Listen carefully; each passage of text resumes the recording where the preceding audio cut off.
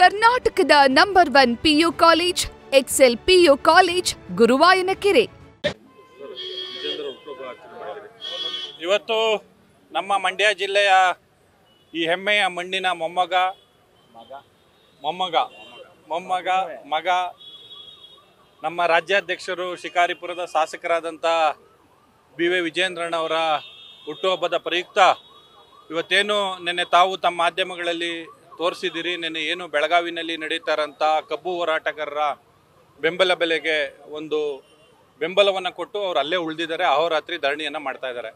ಆ ದೃಷ್ಟಿಯಿಂದ ನಾವು ಕೂಡ ಅವ್ರಿಗೆ ಬೆಂಬಲವನ್ನು ಸೂಚಿಸಿ ಇವತ್ತು ಸಾಂಕೇತಿಕವಾಗಿ ನಾವೆಲ್ಲ ಭಾರತೀಯ ಜನತಾ ಪಾರ್ಟಿಯ ಕಾರ್ಯಕರ್ತರುಗಳು, ನಮ್ಮ ನಾಯಕರುಗಳಾದಂಥ ಅಶೋಕ್ ಜಯರಾಮ್ ಅವರು, ಶ್ರೀರಂಗಪಟ್ಟಣದ ಯುವ ನಾಯಕರಾದಂಥ ಸಚ್ಚಿದಾನಂದ್ ಅವರು ಮತ್ತು ನಮ್ಮೆಲ್ಲ ಮಂಡಲದ ಅಧ್ಯಕ್ಷರು ಎಲ್ಲರೂ ಸೇರಿ ಇವತ್ತು ಇಲ್ಲಿ ಪಟಾಕಿಯನ್ನು ಹೊಡೆದು ಸಂಭ್ರಮಿಸಿ, ಇವತ್ತು ವಿಶೇಷವಾಗಿ ಅವರು ರೈತ ನಾಯಕನ ಮಗನಾಗಿ ಇವತ್ತು ರೈತರ ಪರವಾಗಿ ನಿಂತಿರೋದ ಒಂದು ಸಂಕೇತವಾಗಿ ನಾವು ಇವತ್ತು ಅವರ ಹುಟ್ಟುಹಬ್ಬದ ಪ್ರಯುಕ್ತ ಗೋವಿಗಾಗಿ ಮೇವು ಅನ್ನೋ ಒಂದು ಶೀರ್ಷಿಕೆ ಅಡಿಯಲ್ಲಿ ಇವತ್ತು ನಾವೆಲ್ಲರೂ ಕೂಡ ಒಂದು ಗೋಶಾಲೆಗೆ ಒಂದು ಮೇವನ್ನು ಕೊಡೋವಂಥ ಕೆಲಸವನ್ನು ಒಂದು ಅರ್ಥಪೂರ್ಣವಾಗಿ ಆಚರಿಸ್ಬೇಕು ಅವ್ರದ್ದು ಹುಟ್ಟುಹಬ್ಬನ ಅಂತೇಳಿ ಇವತ್ತು ನಾವು ಆ ಮೇವನ್ನು ಒಂದು ಗೋವುಗಳಿಗಾಗಿ ಇಲ್ಲೇ ಇರುವಂಥ ಒಂದು ಚೈತ್ರ ಗೋಶಾಲೆಗೆ ಕಳಿಸ್ತಾ ಇದ್ದೀವಿ.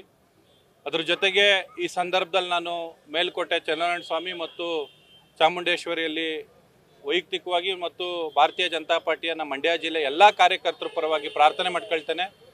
ಅವ್ರಿಗೆ ಇನ್ನೂ ಹೆಚ್ಚಿನ ಆಯಸ್ಸು ಆರೋಗ್ಯವನ್ನು ಕೊಟ್ಟು ಈ ಕರ್ನಾಟಕದ ಮುಂದಿನ ಏನು ಒಂದು ಭವಿಷ್ಯದ ದೃಷ್ಟಿಯಿಂದ ದೇವರು ಇನ್ನೂ ಹೆಚ್ಚಿನ ಶಕ್ತಿ ಕೊಡಲಿ ಅಂತೇಳಿ ಆ ದೇವರಲ್ಲಿ ನಾನು ಪ್ರಾರ್ಥನೆ ಮಾಡ್ಕೊಳ್ತಾ ಇವತ್ತು ಅತ್ಯಂತ ಉತ್ಸಾಹದಿಂದ ನಮ್ಮೆಲ್ಲ ಕಾರ್ಯಕರ್ತರು ಕೂಡ ವಿಜೇಂದ್ರಣ್ಣವರ ಒಂದು ಹುಟ್ಟುಹಬ್ಬವನ್ನು ಆಚರಿಸಿದ್ದೀವಿ. ಅದು ಅರ್ಥಗರ್ಭಿತವಾಗಿ ಆಚರಿಸಿದ್ದೀವಿ.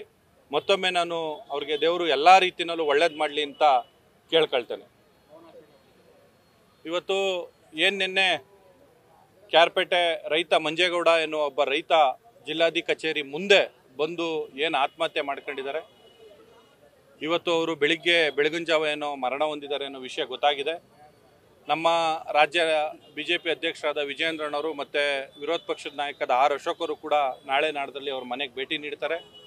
ನಾವು ಕೂಡ ಈಗ DC ಆಫೀಸ್ ಹತ್ರ ಹೋಗಿ ಅವ್ರಿಗೆ ಸೂಕ್ತವಾದ ಪರಿಹಾರವನ್ನು ಒದಗಿಸ್ಬೇಕು ಮತ್ತು ಈ ಆತ್ಮಹತ್ಯೆಗೆ ಕಾರಣ ಆದ ಅಧಿಕಾರಿಗಳು ಯಾರು ಅಂತೇಳಿ ಸೂಕ್ತವಾಗಿ ತನಿಖೆ ಮಾಡಿ ಅವ್ರನ್ನ ಪತ್ತೆ ಹಚ್ಚಿ ಅವ್ರಿಗೆ ಒಂದು ಶಿಸ್ತು ಕ್ರಮ ಜರುಗಿಸ್ಬೇಕು ಅಂತೇಳಿ ನಾವು ಭಾರತೀಯ ಜನತಾ ಪಾರ್ಟಿಯಿಂದ ಒತ್ತಾಯವನ್ನು ಮಾಡ್ತೇವೆ.